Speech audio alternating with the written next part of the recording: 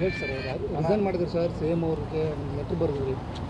ನಾನು ಶಿಸ್ತಿನ ಇಲಾಖೆಯಲ್ಲಿ ಇರೋದರಿಂದ ನನ್ನ ಭಾವನೆಗಳನ್ನು ನನ್ನ ಮೇಲಾಧಿಕಾರಿಗಳಿಗೆ ತಿಳಿಸಿದ್ದೀನಿ.